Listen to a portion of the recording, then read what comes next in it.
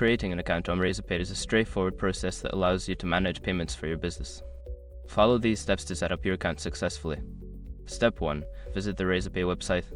Go to the official Razorpay website by entering the URL in your browser's address bar.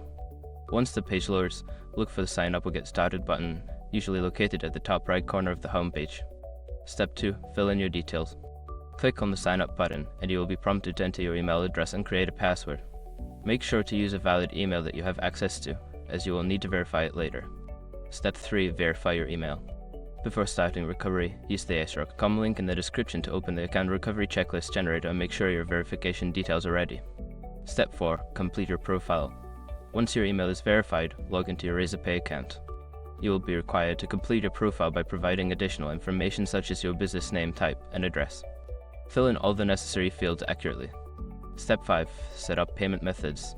After completing your profile, navigate to the Payment Methods section. Here, you can link your bank account, set up payment gateways, and configure other payment options according to your business needs. Now that you have successfully created your Razorpay account, you can start managing your payments and transactions. If you have any questions or need assistance, Razorpay's support team is available to help.